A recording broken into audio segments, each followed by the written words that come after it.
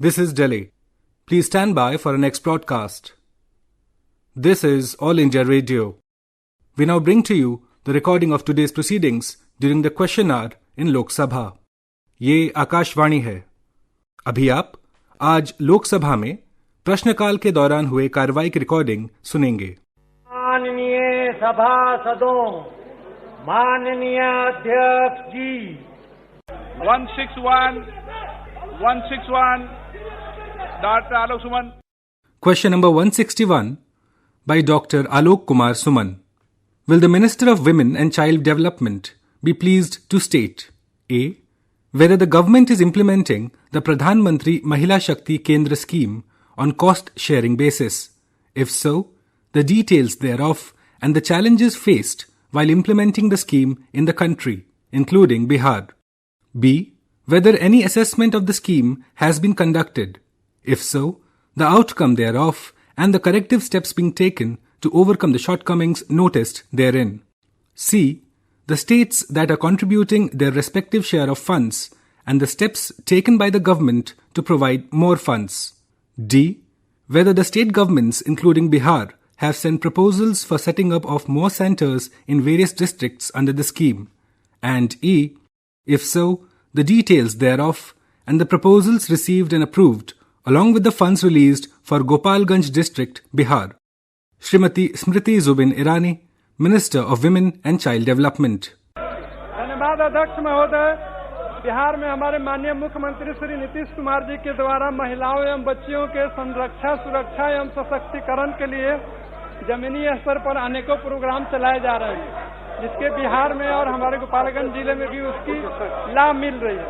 मैं माननीय मंत्री महोदय से प्रश्न है कि बिहार को प्रधानमंत्री महिला शक्ति केंद्र स्कीम के तहत फाइनेंशियल ईयर 2018-19 में 25.83 लाख एवं 2019-20 में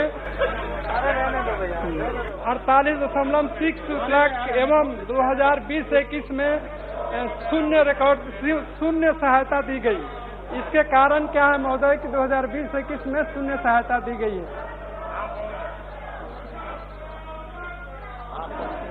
महोदय, आपके माध्यम से माननीय सांसद को अवगत कराना चाहती हूँ कि स्टेट का शेयर तभी जाता है जब भारत सरकार के पास यूटिलाइजेशन सर्टिफिकेशंस आते हैं, किंतु साथ ही जैसा कि जवाब में इंगित है, इस स्कीम को इस फाइनेंशियल ईयर में समाप्त कर आप ही की उपस्थिति में माननीय प्रधानमंत्री जी के आशीर्वाद से हमारे बजट में हमारी वित्त मंत्री ने मिशन शक्ति को प्रेषित किया है. उसके अंतर्गत महिला सशक्तिकरण के कार्यक्रम राष्ट्र भर में प्रदेश की सरकारों के साथ समन्वय में चलाए जाएंगे. महिला शक्ति केंद्र से उत्पन्न हुई जो चुनौतियां रही, उनका समाधान इस मिशन शक्ति के अंतर्गत हम करना चाहेंगे. लेकिन आपके माध्यम से महोदय मैं माननीय सांसद जी को अवगत कराना चाहती हूँ कि बिहार में जिस कार्यक्रम का वो उल्लेख कर रहे हैं, उनमें से उत्तीर्ण कार्यक्रम है जीविका का एक पूरा कार्यक्रम, जिसके अंतर्गत सेल्फ हेल्प ग्रुप के माध्यम से महिलाओं को सशक्त करते हैं. माननीय प्रधानमंत्री जी को विशेष अभिनंदन देती हूँ कि 20 लाख तक का कोलैटरल फ्री लोन देश की 66 लाख सेल्फ हेल्प ग्रुप के माध्यम से राष्ट्र भर में 7 करोड़ महिलाओं को प्रावधान देने का, समर्थन देने का कार्य मोदी सरकार ने किया है, जिसमें बिहार राज्य भी सम्मिलित है. महोदय, मेरे संसदीय क्षेत्र गोपालगंज में प्रधानमंत्री महिला शक्ति केंद्र स्कीम के तहत मिशन पोषण 2 से कितनी बालिकाएं, महिलाएं एवं प्रेग्नेंट वुमेन को ग्रामीण महिलाओं को जीने की आवश्यकता को पूरा किया गया है तथा डिस्ट्रिक्ट लेवल हब या सेंटर्स द्वारा नारी अदालत क्या रोल निभा रहा है, जबकि पूरे देश में 22.9% महिलाएं कुपोषण की शिकार है. महोदय, माननीय सांसद ने प्रश्न है महिला सशक्तिकरण, सेल्फ हेल्प ग्रुप और मिशन शक्ति में महिला शक्ति केंद्र का, किंतु साथ ही सवाल पूछा है नारी अदालत के संदर्भ में और पोषण 2 के संदर्भ में. पोषण 2 हाल ही में बजट में प्रनाउंस हुआ है, जिसके अंतर्गत बिहार में और राज्य भर में हर जिले में हर आंगनबाड़ी के माध्यम से हर गर्भवती, लैक्टेटिंग और महिला और साथ ही बच्चों के न्यूट्रिशनल सपोर्ट की व्यवस्था की गई है, जिसमें माननीय सांसद के क्षेत्र की हर बहन उसके लिए लाभार्थी बनी है, चिन्हित हुई है। माननीय महोदय अध्यक्ष जी, आपके दिशा निर्देश के अनुसार दिशा की मीटिंग में विशेष सभी सांसदों से आग्रह किया गया है कि वो अपने क्षेत्र में पोषण अभियान के अंतर्गत किस प्रकार से कार्य कर रहे हैं उसकी समीक्षा कर सकते हैं। अगर कोई चुनौती है और समाधान है तो उनको भारत सरकार की मदद की अथवा किसी और सहयोग की जरूरत है, वो सहयोग देने के लिए हम सब समर्पित हैं। और जहां तक कि महोदय सांसद महोदय ने पूछा है विषय नारी अदालत का, वो भी मिशन शक्ति का ही एक अभिन्न अंग बनेगा। मुझे कहते हुए खुशी है कि हमारे लॉ एंड जस्टिस मिनिस्टर किरण रिजिजू जी ने भी अपना समर्थन इस विषय को दिया है। श्रीमती नवनीत राणा। भारत सरकार की गाइडलाइन जो 13 जून 2021 को जारी गई थी, जिसका गैजेट नोटिफिकेशन जुलाई में निकला है, उस गाइडलाइंस का पालन सभी राज्य सरकार नहीं कर रही हैं। कृपया मंत्री ये बताएं कि कृपया करके कौन कौन सी राज्य इन गाइडलाइंस का पालन कर रही हैं और कौन कौन सी राज्य सरकार इन गाइडलाइंस का पालन नहीं कर रही हैं। और अगर ये गाइडलाइंस का पालन राज्य सरकार नहीं कर रही हैं तो वो राज्य सरकार के ऊपर हम केंद्र सरकार के जो 50% हिस्सेदारी है उन राज्य सरकारों पे हम क्या कार्रवाई करेंगे। और उसके साथ मंत्री महोदय, कोरोना के पीरियड में जो महिलाएं अकेली रह गई हैं, जिनका पालन पोषण करने वाले ऐसे पुरुष जो नहीं रहे हैं, उनके लिए हम क्या कर रहे हैं। और ऐसे बच्चों के लिए जो अनाथ हो गए इस कोरोना के पीरियड में, उनके लिए सरकार की तरफ से कोई योजना आ रही है। धन्यवाद। मैं प्रफुल्लित हूँ महोदय कि सांसद महोदया ने प्रश्न महिला शक्ति केंद्र का था, लेकिन विस्तृत जानकारी पूरे मंत्रालय के बारे में मांग डाली है। विषय गाइडलाइन का है महोदय, लेकिन गाइडलाइन जून में नहीं, जनवरी 2021 13 जनवरी को प्रेषित की गई। हमने इन गाइडलाइंस के अंतर्गत सभी राज्य सरकारों को पोषण के संदर्भ में और ICDS और आंगनबाड़ी के संदर्भ में ये आग्रह किया कि आप GFR रूल्स और विजिलेंस रूल्स और गाइडलाइंस के अंतर्गत पौष्टिक आहार का वितरण करें, जिसमें टेक्नोलॉजी का इस्तेमाल हो, स्टैंडर्ड्स का इस्तेमाल हो, FSSAI के लैब से हमारे खाने की टेस्टिंग हो और एक सुदृढ़ व्यवस्था राज्यों को बनाने का हमने आदेश केंद्र सरकार की ओर से जारी किया है। राज्य सरकारों के साथ सतत हम इस चर्चा में रहे हैं कि किस प्रकार से वो अपने डिस्ट्रिक्ट में न्यूट्रिशनल कमेटी बनाए और उसके अंतर्गत काम करें। लेकिन महोदय, आपके माध्यम से सदन में हर सांसद से मैं आग्रह करना चाहती हूँ, उनके जिले में अगर 13 जनवरी 2021 की गाइडलाइन के अंतर्गत काम नहीं हो रहा तो वो निश्चित रूप से मेरे विभाग को सूचित करें ताकि हम वो विषय उस संबंधित राज्य सरकार के साथ उठा सकें। हो गया। श्री जगदम्बिका पाल जी।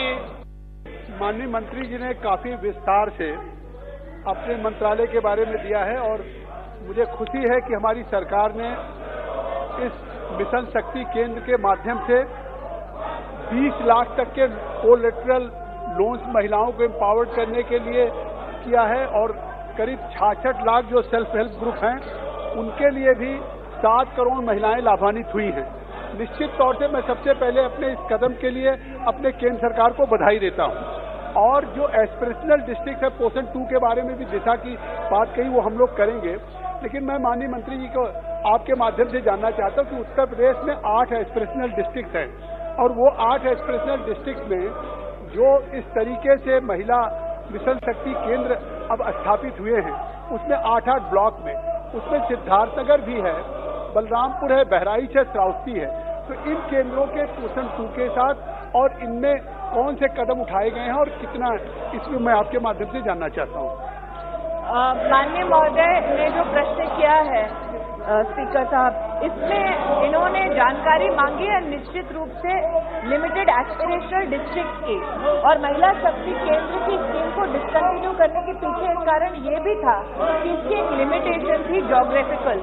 हमारा ये संकल्प है कि महिला को आर्थिक रूप से सशक्त करने के लिए भारत सरकार देश के हर जिले में अपना कार्यक्रम चलाए। उसके लिए मिशन शक्ति के अंतर्गत हम हर जिले के प्रशासन को जो हैंड्स ऑन डेक चाहिए, चाहे वो टेक्निकल लोड हो, चाहे वो एडमिनिस्ट्रेटिव रिसोर्सेज हो, ये सारे रिसोर्सेज उपलब्ध कराने की मंशा रखते हैं। लेकिन महोदय ये भी कहना उचित होगा कि महिलाओं का आर्थिक सशक्तिकरण मात्र मेरे मंत्रालय तक सीमित नहीं है। आपकी अनुमति से मैं ये कहना चाहूंगी कि आज उत्तर प्रदेश के संदर्भ में जो जगदम्बिका पाल जी ने प्रश्न किया, आपकी जो कमिटी फंक्शनल होनी चाहिए वो हर एस्पिरेशनल डिस्ट्रिक्ट में फंक्शनल है, लेकिन भारत सरकार ने अब तक जनधन योजना के माध्यम से राष्ट्र के इतिहास में पहली बार 22 करोड़ 80 लाख महिलाओं का बैंक का खाता खोला। आर्थिक सशक्तिकरण की दृष्टि से वो एक बहुत बड़ी ऐतिहासिक पहल रही। स्टैंड अप इंडिया में जिसमें 1 करोड़ तक का लोन मिलता है, उसमें भारत सरकार ने जब विशेष महिलाओं को लोन देने की बात की तो 81% लोन स्टैंड अप इंडिया में महिलाओं को गए। मुद्रा योजना का एक ऐतिहासिक जो निर्णय प्रधानमंत्री जी ने लिया, उसके माध्यम से देश में 17 करोड़ 60 लाख बहनों को मुद्रा योजना का लाभ मिला। और जैसा कि मैं पहले भी कह चुकी हूँ, 66 लाख सेल्फ हेल्प ग्रुप को 20 लाख रुपए तक का कोलैटरल फ्री लोन देने का काम मोदी सरकार ने किया।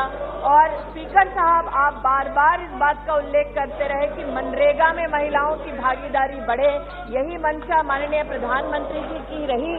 साल 2019-20 में मनरेगा में 104 करोड़ % से ज्यादा का काम मात्र और मात्र देश की महिलाओं ने किया। महिलाओं का आर्थिक सशक्तिकरण मोदी सरकार का एक सामूहिक संकल्प है, जिसमें हर विभाग, हर मंत्रालय अपनी अहम भूमिका निभा रहा है। सर, मैं ये बोलना चाहता हूं, मैं फिर से अपील करना चाहता हूं, आईटी मिनिस्टर श्री अश्विनी जी वैष्णव दोनों हाउस में डिटेल स्टेटमेंट दिया है। ये नॉन इशू बना के दुर्भाग्यपूर्ण से 7-8 दिन से संसद नहीं चल रहा है। बहुत other important issues are there are so many other important people related issues. जनता को जो संबंधित विषय है वो चर्चा करने के लिए जो बीएसी में तैयार होता है, उसके लिए भारत सरकार तैयार है। और बिल भी बहुत इम्पोर्टेंट बिल है। सरकार भी नहीं चाहते कि बिना चर्चा वो पारित हो जाए। सरकार का मत बहुत स्पष्ट है, we don't want to pass the bill without discussion.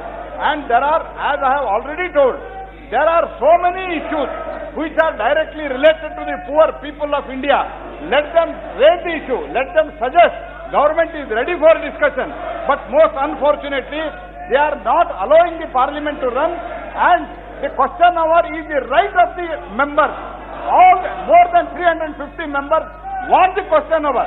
Despite of that, behaving like this, it is most unfortunate. I once again appeal, whatever is decided in the first BAC, and under your leadership and your guidance, whatever you suggest, government is ready for the discussion, and IT minister has given detailed statement. This is a totally non-issue, non-serious issue also.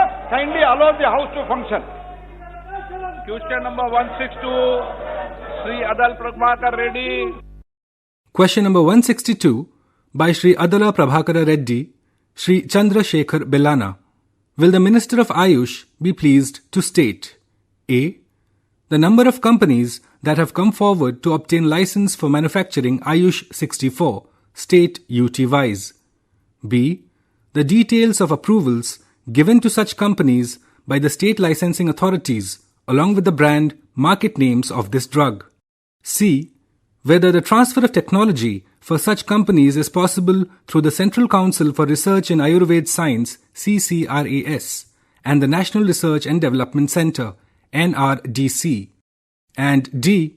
If so, whether the Central Council for Research in Ayurveda Science, CCRAS, will provide technical support to the Ayurveda, Siddha, Unani, ASU drugs manufacturers in the manufacturing of Ayush 64, and if so, the details thereof. Shri Sarbananda Sonowal, Minister of Ayush. Mantri ji. Sir, Honorable Speaker, sir, whether there are ongoing trials of scientific studies regarding the safety of Ayush 64 in cases of pregnant or lactating women, if so, details thereof. Whether the government has plans to introduce and promote Ayush 64 internationally through platforms. माननीय सदस्य गिरीश जी, no, गलत, ऐसा नहीं कर। platforms such as BRICS, cooperation in traditional medicines? If so, details thereof. Thank you.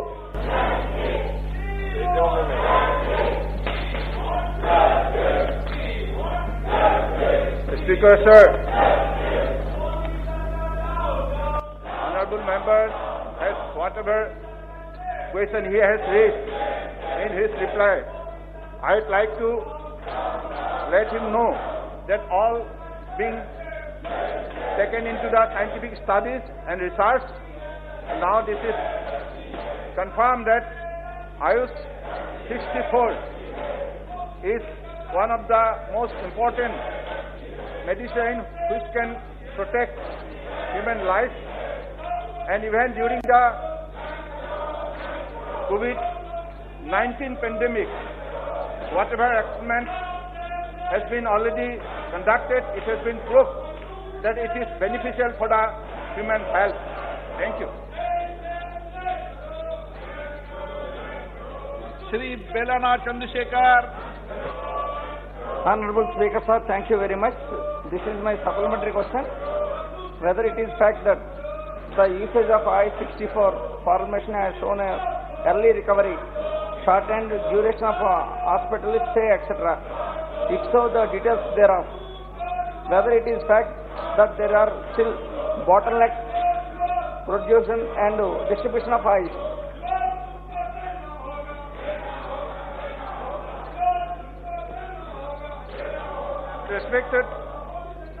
Respected Speaker, sir,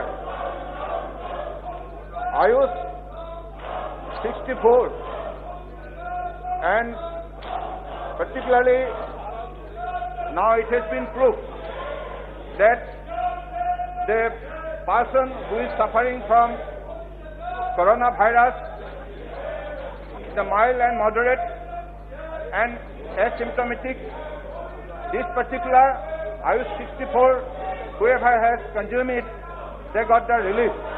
So this is already scientifically proved. Thanks.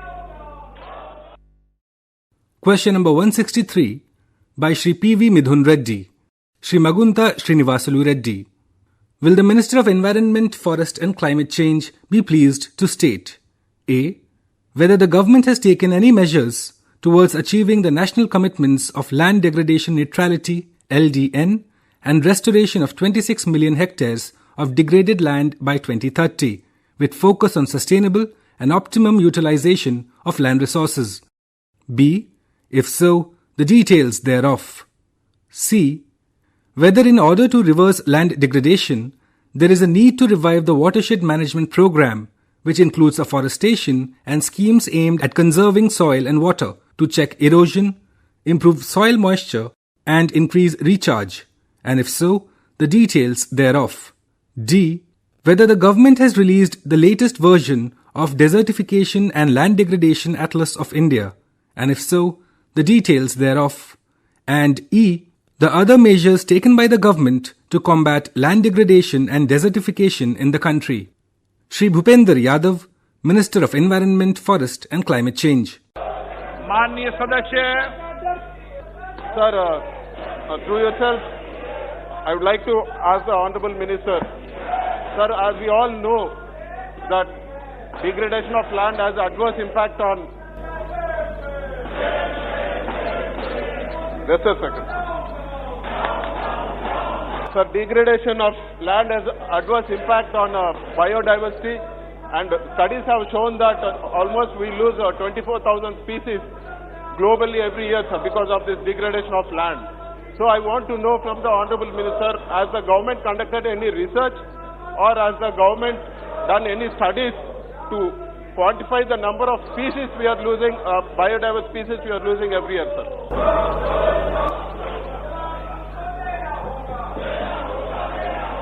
माननीय अध्यक्ष महोदय, मैं आपके माध्यम से माननीय सदस्य को बताना चाहता हूं कि भारत सरकार के स्पेस एप्लीकेशन सेंटर के द्वारा इस विषय का अध्ययन किया जाता है और एक तरीके से ये अनुमानित किया गया है कि 96 मिलियन हेक्टेयर जमीन ये भूमि के क्षरण के कारण ये रेगिस्तानीकरण के कारण ये भूमि अपनी उत्पादक क्षमता के कारण प्रभावित हुई है और इसकी जो समस्या है उसका जो सबसे बड़ा कारण है वो भूमि की उत्पादकता की कमी, वाटर इरोजन, वाटर लॉगिंग और उसके साथ साथ भूमि का खारापन भी है। भारत सरकार ने 2015 के पेरिस एग्रीमेंट में इस बात को तय किया गया कि देश में 26 लाख मिलियन हेक्टेयर जमीन को हम 2030 तक सुधारेंगे और इसको लेकर के भारत सरकार के विभिन्न मंत्रालयों की एक अंतर मंत्रालय सचिवों की समिति भी बनी है और विभिन्न मंत्रालयों के द्वारा कार्यक्रम भी चलाए जा रहे हैं। माननीय सदस्य महोदय ने स्पेसिफिक पूछा है कि क्या कार्यक्रम चलाए जा रहे हैं। मैं बताना चाह रहा हूं कि मिनिस्ट्री ऑफ एनवायरमेंट, फॉरेस्ट और क्लाइमेट चेंज के द्वारा national afforestation programme, green India mission, compensatory afforestation programme, national adoption fund for climate change, national mission for Himalayan studies किया जा रहा है। उसके साथ जो एग्रीकल्चर मिनिस्ट्री है वहाँ प्रधानमंत्री कृषि सिंचाई योजना, green revolution, national mission for sustainable agriculture, उसके साथ जो जल शक्ति मंत्रालय है उसके द्वारा Atal Bhujal Yojana, national mission for clean Ganga programme, PMSKY command area development and water management programme, flood management programme किया जा रहा है। इसके अतिरिक्त रूरल डेवलपमेंट मिनिस्ट्री के द्वारा PMSKY integrated watershed management programme, ministry of fisheries के द्वारा the national livestock mission programme, ministry of housing और अर्बन अफेयर के द्वारा Atal mission and rejuvenation and urban transformation programme, smart city mission और ministry of road transport के द्वारा the green highway policy और इन सब के समन्वित सचिवों की एक बैठक भी हुई है। पिछली बार भी एक बैठक हो चुकी है और समन्वित रूप से सरकार ने जो लक्ष्य तय किया है कि 2030 तक 26 लाख मिलियन हेक्टेयर जमीन को इस डिग्रेडेशन से बचाया जाएगा, उसके लिए समन्वित रूप से कार्य हो रहा है।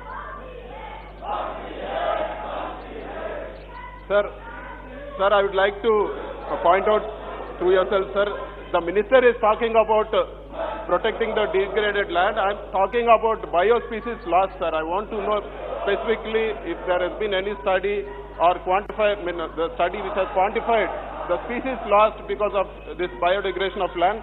And I would like to know what steps the government is taking specifically to protect wetlands, sir. All the schemes the minister is talking is about inland, sir. I'm talking about wetlands also. These wetlands act as carbon sinks. So I want to know specifically what government is taking, what steps the government is taking to protect the wetlands. And my previous question also is not answered, sir. I asked about the biospecies lost in the country. So is there any study which has quantified them? Thank you, sir. माननीय सभापति महोदय, ये सच है कि जब किसी भी भूमि का डिग्रेडेशन होता है तो निश्चित रूप से वहाँ पर जो जैव विविधता वाली जैव प्रजातियां हैं वह प्रजातियां भी समाप्त होती हैं। ये जो जमीन को विभिन्न स्कीम के अंतर्गत जो हम प्रोग्राम कर रहे हैं वो उसकी उर्वरक क्षमता और उसकी जैव विविध प्रजातियों के लिए भी कार्यक्रम कर रहे हैं। उसके अतिरिक्त भी मैं बताना चाहता हूं कि भारत सरकार के जियोलॉजिकल सर्वे ऑफ इंडिया के द्वारा हमारे को जो जैव विविधता बचाने के लिए इस प्रकार की प्रजातियों के संरक्षण के लिए भी कार्य किया जा रहा है और बायोडायवर्सिटी एक्ट में भी सरकार कुछ विषयों पर विचार करके इसको पूरी तत्परता के साथ लागू कर रही है। Question number 164 by Shri Maluk Nagar. Will the Minister of Women and Child Development be pleased to state A. Whether any financial assistance has been given under the Pradhan Mantri Matru Vandana Yojana PMMVY since the outbreak of the corona pandemic? B. If so, the manner, mode through which it is being given. C. The time limit for availing the said assistance. And D. The details of the women benefited since 2014 till date, along with the funds utilized, spent thereunder, state UT-wise and district-wise. Shrimati Smriti Zubin Irani, Minister of Women and Child Development. माननीय मंत्री जी,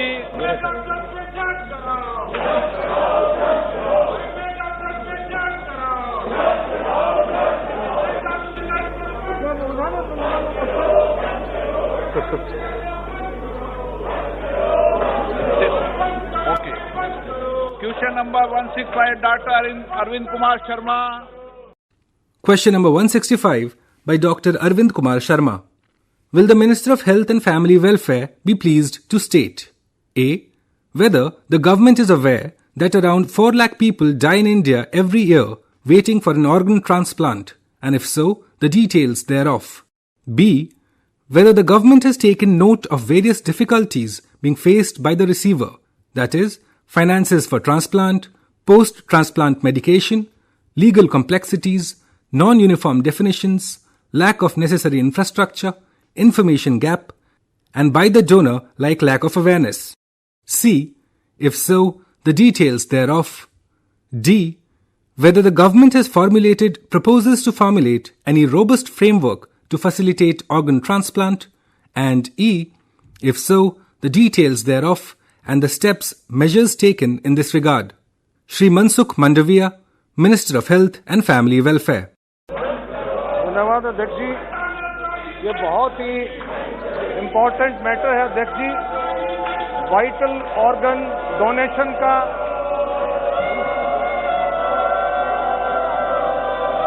अध्यक्ष जी, ये बहुत important matter है। Vital organ donation और vital organ transplant का ये बहुत इम्पोर्टेंट है।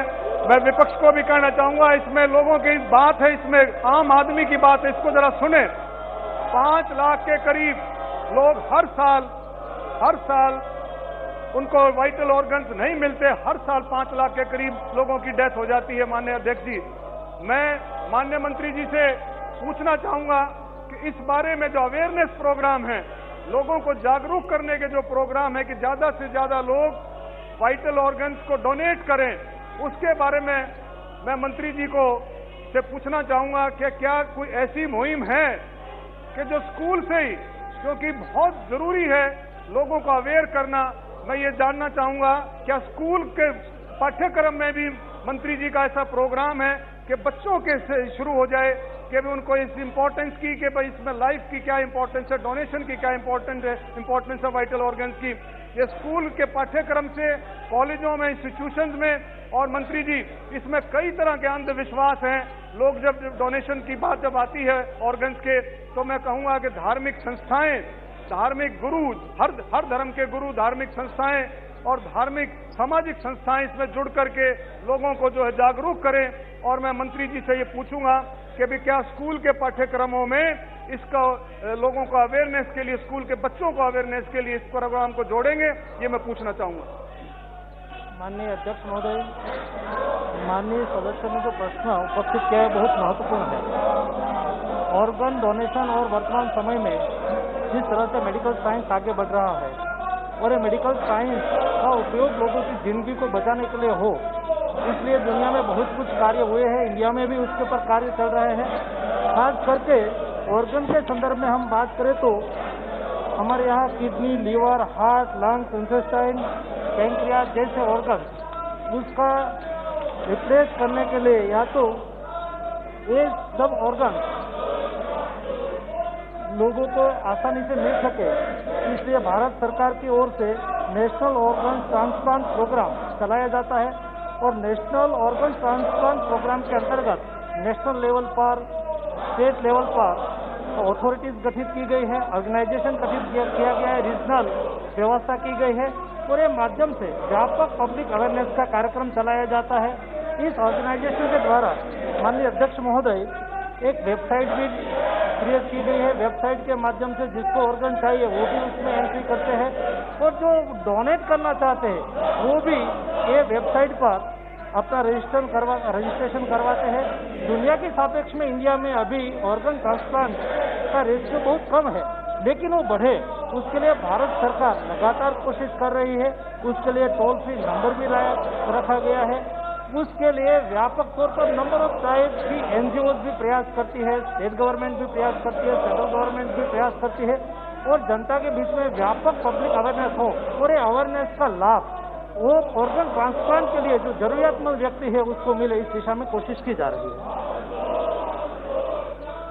माननीय मंत्री जी, अध्यक्ष जी, इसमें एक बहुत इंपॉर्टेंट बात है कि जो गरीब आदमी है, जो बिलो पॉवर्टी लाइन है, गरीब आदमी इसको अफोर्ड नहीं कर पाता और प्राइवेट इंस्टीट्यूशंस में, प्राइवेट हॉस्पिटल्स में इसकी व्यवस्था के लिए मैं जैसे कोविड की महामारी में सेकेंड फेज में अध्यक्ष जी हरियाणा सरकार ने कोविड की महामारी में प्राइवेट हॉस्पिटल्स के लिए माननीय मुख्यमंत्री जी, माननीय हेल्थ मिनिस्टर हरियाणा सरकार ने प्राइवेट हॉस्पिटल्स के लिए एक रेट की गाइडलाइंस तय कर दी थी और वो रिसेप्शन पर रेट लिस्ट लगाई गई थी। तो मैं माननीय मंत्री जी को जानना चाहूंगा, क्या प्राइवेट हॉस्पिटल्स में अनाप शनाप रेट लेते हैं? कोई 5 लाख, कोई 10 लाख, कोई 15 लाख, कोई 20 लाख किडनी ट्रांसप्लांटेशन के लिए, लीवर ट्रांसप्लांटेशन के लिए, वाइटल ऑर्गन्स के लिए। क्या मंत्री जी भी ऐसा कुछ करेंगे कि जिस पर के प्राइवेट हॉस्पिटल्स के रेट तय हो जाए, क्यों गरीब आदमी इसको अफोर्ड नहीं कर पाता। और मैं माननीय प्रधानमंत्री जी का धन्यवाद करूंगा, आयुष्मान योजना के थ्रू और आरोग्य निधि के थ्रू जो कई योजनाएं ऐसी चलाई हैं जो गरीब आदमी की पहुंच तक है, लेकिन सरकारी प्राइवेट हॉस्पिटल्स में ये रेट तय हो। माननीय मंत्री जी से मैं जानना चाहूंगा, ये बहुत जरूरी है। क्या ऐसा कुछ मुहिम कोई ऐसी, क्योंकि अंगदान महादान, इसमें कोई मुहिम ऐसे चलाएंगे कि जो इसमें प्राइवेट हॉस्पिटल्स के लिए ऐसी बात रखें? माननीय अध्यक्ष महोदय, बात बहुत सही है।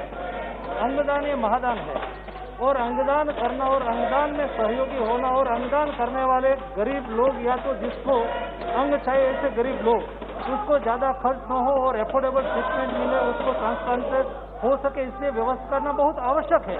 और इसलिए ही प्रधानमंत्री राहत के माध्यम से भी ऐसे कोई किडनी ट्रांसप्लांट का ऑपरेशन हो, लिवर ट्रांसप्लांट का ऑपरेशन हो, हार्ट ट्रांसप्लांट का ऑपरेशन हो, उसमें प्रधानमंत्री राहत फंड से भी सहायता मिलती है। आयुष्मान भारत योजना जहां यहाँ बताया गया है, माननीय अध्यक्ष महोदय, ये प्रधानमंत्री आयुष्मान भारत योजना इतनी महत्वपूर्ण योजना है जिसके माध्यम से देश के 10 करोड़ फैमिली यानी कि 50 करोड़ लोगों को 5 लाख तक की साल में मुफ्त ट्रीटमेंट होना, मुफ्त ऑपरेशन होना, ये बहुत बड़ी योजना है। हिंदुस्तान में ये आदत नहीं रही है सर। आज अमेरिका में जब 10 करोड़ लोगों के लिए एक योजना बनी थी, उसको ओबामा केयर योजना के नाम से जानी जाती थी और सारी दुनिया में पॉपुलर हुई थी। उससे 5 टाइम बड़ी योजना है और उससे गरीब लोगों को बहुत सुविधा हो रही है, गरीब लोगों को बहुत राहत हो रही है और कई गरीब लोग आज तक देश में उसका लाभ ले चुके हैं, भविष्य में भी लेते रहेंगे।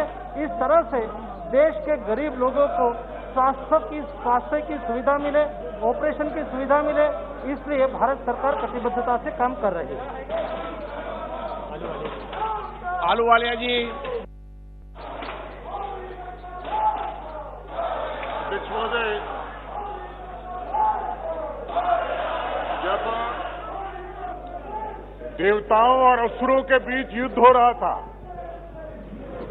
तो उस वक्त सारे शस्त्र समाप्त हो गए थे और देवता लोग दधीची ऋषि के पास मदद के लिए गए थे और उन्होंने ब्रह्मास्त्र बनाने के लिए उनका मेरुदंड दान में मांगा था, जो महादान माना गया हमारी संस्कृति और सभ्यता में।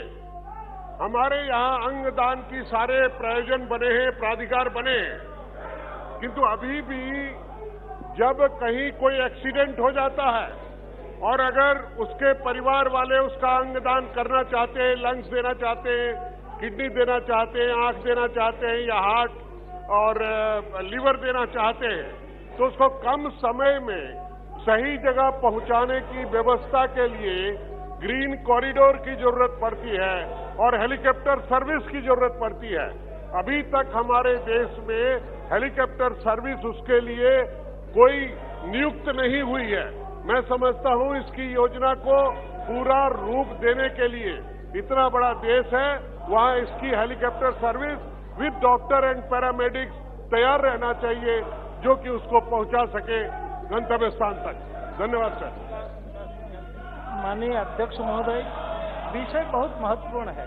जब एक्सीडेंट होता है, कई लोगों के एक्सीडेंट में मृत्यु होती है और भारत सरकार के हाईवे मिनिस्ट्री के द्वारा ये व्यवस्था की गई है कि नेशनल हाईवे है और नेशनल हाईवे पर कोई एक्सीडेंट होता है, तुरंत ही उसको ट्रीटमेंट मिले और नियरेस्ट हॉस्पिटल में ट्रीटमेंट मिले, तब उसके लिए भी 50,000 की फ्री ट्रीटमेंट की भी व्यवस्था की गई है और सभी टोल प्लाजा पर एक एम्बुलेंस रखी गई है और ये एम्बुलेंस के माध्यम से तुरंत ही जहां से भी कॉल आए, ये फ्री कॉल से कोई इन्फॉर्मेशन मिले तो तुरंत ही वहां एक वान, मेडिकल वान पहुंच जाती है, एम्बुलेंस वान पहुंच जाती है और नजदीक के हॉस्पिटल में उसको पहुंचाया जाता है। और ऐसी स्थिति में कई लोग अपने ऑर्गन डोनेशन की भी बात करते हैं, तो ऐसी स्थिति में उसका ऑर्गन उसको वहां से डोनेट किया जाए, उसके लिए कोशिश हो रही है, व्यवस्था बन रही है। माननीय अध्यक्ष महोदय, देश में हेल्थ इंफ्रास्ट्रक्चर धीरे धीरे इम्प्रूव हो रहा है और पिछले 6-7 साल में जो प्रयास हुआ है और पिछले साल में हेल्थ बजट भी ढाई गुना बढ़ाया गया है। ये सब बजट का उपयोग करके अगले दिनों में देश में हेल्थ इंफ्रास्ट्रक्चर अच्छा बने, व्यवस्थित बने, उसके लिए प्रयास हो रहा है। मनीष तिवारी जी, आपने चिट्ठी लिखी थी, सदन की कार्रवाई आज 12 बजे तक के लिए स्थगित की जाती है। अभी आप आज लोकसभा में प्रश्नकाल के दौरान हुए कार्यवाही की रिकॉर्डिंग सुन रहे थे। You were listening to the recording of today's proceedings during the question hour in Lok Sabha. This broadcast came to you from the Delhi station of All India Radio.